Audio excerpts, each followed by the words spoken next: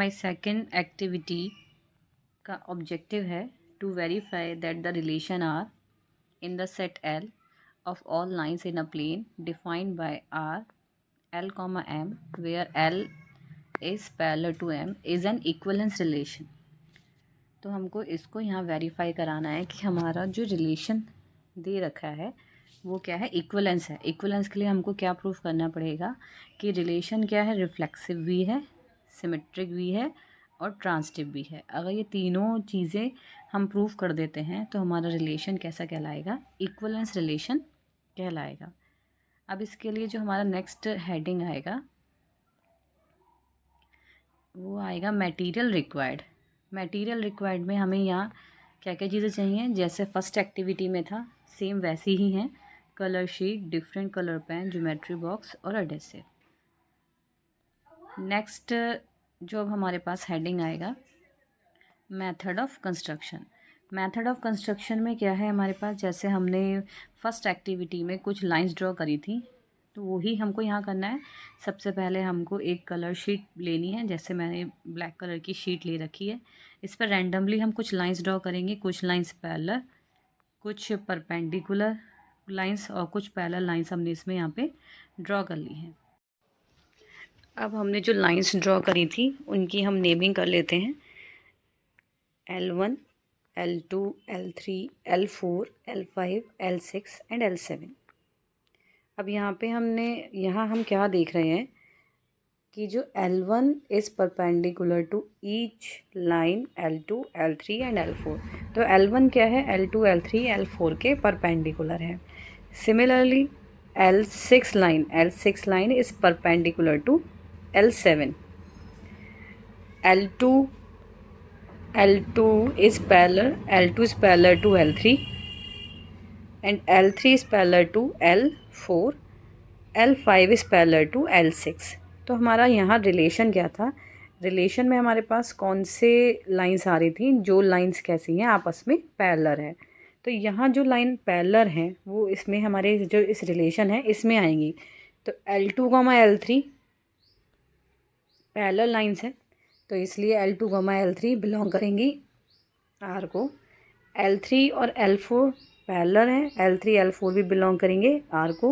L5 और L8 भी parallel lines हैं तो किसको बिलोंग करेंगी, ये हमारे रिलेशन R को बिलोंग करेंगी। इसके बाद अब आगे हम ये देखेंगे कि कौन सा ये रिलेशन जो है ट्रांसिटिव है, रिफ्लेक्सिव है और सिमेट्रिक है या नहीं है। तो हमारा जो फर्स्ट पॉइंट है इसमें हमने क्या देखा, फिगर में हमने देखा 1 में every line is parallel to itself. ये हमको पता है कोई भी लाइन अपने पैरेलल तो होती है। तो इससे हमको क्या पता चल गया कि हमारा जो रिलेशन है कैसा है, रिफ्लेक्सिव है। तो यहाँ फिलअप में क्या आएगा कि इज़ रिलेशन रिफ्लेक्सिव और नॉट, तो रिलेशन कैसा हो गया, रिफ्लेक्सिव हो गया। नेक्स्ट हमारे पास क्या आ रहा है कि L2 parallel L3 is L3 parallel L2। उन्होंने कहा है कि L2 L3 के पैरेलल है तो क्या इसका रिवर्स L3 भी L2 के पैरेलल होगी। तो अंडरस्टूड है, चाहे फर्स्ट लाइन पैरेलल लिखे हम सेकंड लाइन पैरेलल लिखे फर्स्ट के, तो बोथ आर पैरेलल लाइंस। तो इसमें क्या ऑप्शन आंसर आ जाएगा हमारे पास, यस।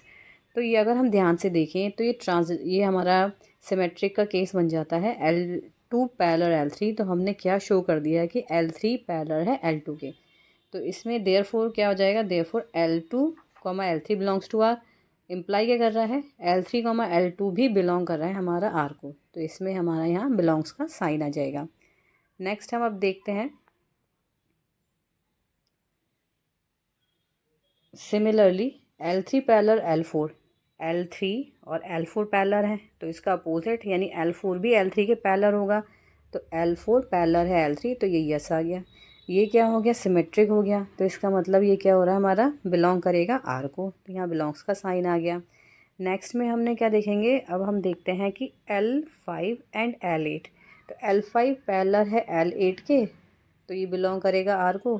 तो इसका उल्टा भी अगर हम लिखें L8, L5 भी बिलोंग करेगा R को। तो ये सारी कंडीशन हमारी किसकी शो हो रही है कि L2 किसके पैरेलल है, L4 के। तो यहाँ पे ये जो क्वेश्चन था इज़ L2 पैरेलल L4, तो इसका आंसर क्या आ गया, यस।